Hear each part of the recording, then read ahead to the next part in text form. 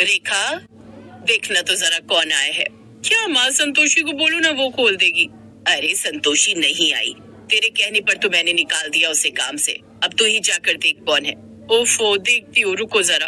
अपनी माँ ललिता को ऐसा बोलकर रेखा फिर घर के मेन डोर की तरफ बढ़ी। तब तक घर की डोरबेल और 2-3 बार बज चुकी थी। अरे रुको ना भाई, आ तो रही हूँ।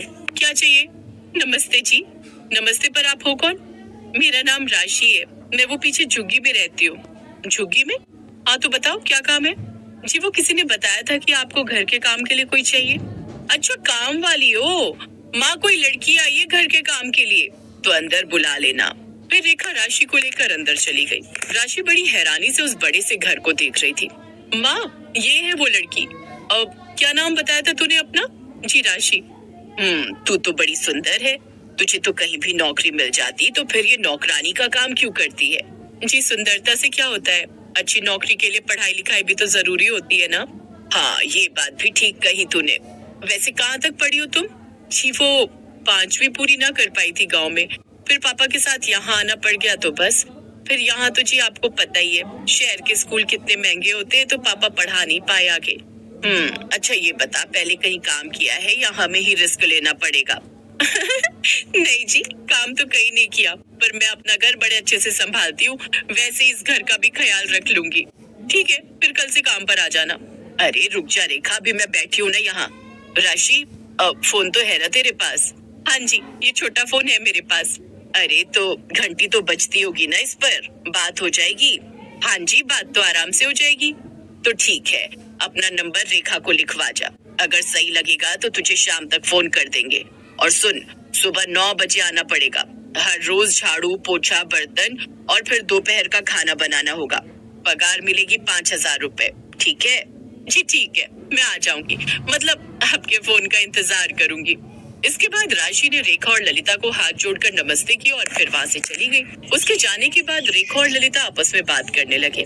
क्या माँ सही तो है, देखने में भी ठीक ही है, और कह तो रही है कि सारा काम कर लेगी। अरे वो सब तो ठीक है, पर इतनी सुंदर लड़की नौकरानी का काम क्यों करेगी, मेरी समझ में ये नहीं आ रहा। क्या माँ, आपको उससे क्या करना है? और दूसरी बात, यहाँ पढ़े लिखों को तो आजकल नौकरी मिल नहीं रही, तो भला इस चौथी पास को कौन देगा नौकरी? और माँ इसे ना अब हाँ कर दो। संतोषी को गए 1 हफ्ता हो गया। मैं तो थक गई घर के काम कर करके, इतना काम तो मैं अपने ससुराल में भी नहीं करती थी। अरे पगली, ये पोछा लगाना झाड़ू लगाना प्रेग्नेंट औरत के लिए सही रहता है, समझी? बस ऐसे ही बोल बोल कर आप सारा काम करवा लेती हो मुझसे, पर अब और नहीं करूंगी मैं। वैसे भी मैं यहाँ आराम करने आई हूँ, ना कि घर के काम निपटाने। अच्छा बाबा ठीक है, चल फोन लगा उसे। रेखा की जिद के आगे ललिता की नहीं चली और उन्होंने राशि को काम पर रख लिया। दरअसल रेखा गर्भवती थी, उसका पति विदेश में नौकरी करता था, इसलिए वो प्रेग्नेंट होने के बाद अपनी माँ के पास ही रहने के लिए आ गई थी। फिर अगली सुबह, मैडम आइए, नाश्ता बन गया है। अरे वाह, क्या बनाया तुमने? जी आलू के पराठे बनाए, साथ में दही लेंगी अचार? दही ही ठीक है। ये बहुत टेस्टी बनाया है तुमने। अच्छा राशि, तुम्हें और क्या क्या बनाना आता है? छोटी मैडम, आप जो कहो वो सब बना दूंगी मैं। अच्छा तो कल सुबह सैंडविच बनाओ फिर। ठीक है, जैसा आप कहो। ऐसे वक्त गुजरता गया। राशि ललिता के घर पूरे दिल से काम करती थी, उसकी वजह से ललिता का घर हमेशा चमकता रहता, और खाना तो वो ऐसा बनाती थी कि जो एक बार खा ले बस तारीफ ही करता रहे। फिर एक सुबह जब राशि नाश्ता बनाने की तैयारी कर रही थी, राशि आ गई क्या? जी मैडम। अच्छा सुनो, आज नाश्ता थोड़ा ज्यादा बनाना, मेरा बेटा आया है शहर से, वो वहाँ नौकरी करता है और कभी कभार हमारे पास यहाँ आ जाता है। जी अच्छा। राशि ने उस दिन सबके लिए पाव भाजी बनाई और फिर, मैडम, छोटी मैडम आ जाइए, नाश्ता लग गया है। ललिता मोहन को लेकर खाने की टेबल पर आ गई। और भाई मोहित कैसा है? ठीक हूँ दीदी, आप बताओ कैसे हो? देख तो रहा ही है, अब बस दुआ करती हूँ कि जल्दी से मेरा लल्ला या लल्ली जो भी हो मेरी गोद में आ जाए, अब और सब्र नहीं होता। हाँ दीदी, हम सब भी तो यही चाहते हैं। तू इससे मिला? ये हमारी नई मेड है राशि। अरे बड़ी अच्छी लड़की है, सारा काम करती है, खाना भी बहुत अच्छा बनाती है और मेरी बहुत देखभाल भी करती है। 3-4 दिनों तक अपनी माँ के पास रहने के बाद मोहित वापस शहर जाने लगा। ठीक है माँ, मैं चलता हूँ। और सुनो, जैसे ही कुछ आसार लगे आप मुझे फोन कर देना, मैं झट से आ जाऊंगा गाड़ी लेकर। दीदी को अच्छे हॉस्पिटल में ले जाएंगे, ठीक है? मोहित अपनी माँ और दीदी से विदा लेकर चला गया। कुछ दिन बाद सुबह सुबह जब राशि नाश्ते की तैयारी कर रही थी, तभी अचानक तेज हवाएं चलने लगी और मूसलाधार बारिश होने लगी। तभी उनके घर के सामने ही एक बड़ा सा पेड़ आ गिरा। ये देखकर ललिता और रेखा घबरा गई और फिर वो हुआ जिसका डर था। रेखा को लेबर पेन शुरू हो गया। माँ, मुझे अस्पताल ले चलो प्लीज, बहुत दर्द हो रहा है। हे भगवान, ये क्या हो गया? घर के आगे तो पेड़ गिरा पड़ा है, एम्बुलेंस कैसे आ पाएगी? अब क्या होगा? राशि, ओ राशि, जल्दी एम्बुलेंस के लिए फोन कर बेटा। जी मैडम, अभी लगाती हूँ। राशि ने एम्बुलेंस को फोन किया और ललिता ने मोहित को।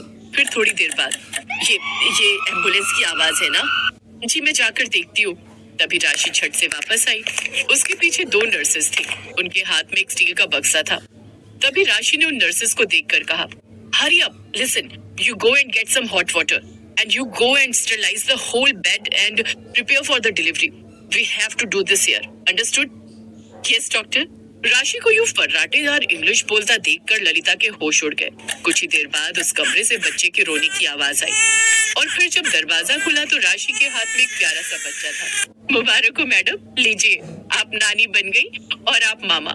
तुम्हारा बहुत बहुत धन्यवाद बेटी, पर तुम ये सब। माँ, ये डॉक्टर राशि है।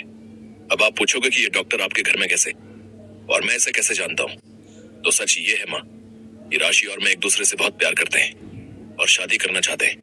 लेकिन जब मैंने इसे बताया कि आपको जॉब करने वाली लड़कियां पसंद नहीं है, तो राशि ने बड़े भरोसे के साथ कहा कि वो आपका दिल जीत कर दिखाएगी और ये साबित करके दिखाएगी कि पढ़ी लिखी लड़कियां भी अच्छे से घर संभाल सकती हैं।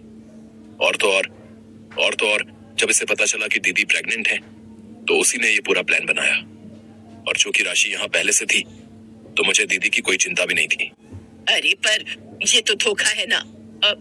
सॉरी, अगर मेरी इस हरकत से आपको बुरा लगा हो तो मुझे माफ कर दीजिए मैडम। मैडम नहीं, मम्मी। पगली कहीं की। मुझे मनाने के लिए कितनी तकलीफें उठाई तुमने, पर ठीक ही है, इसी बहाने मैंने तुम्हें अच्छे से परख तो लिया।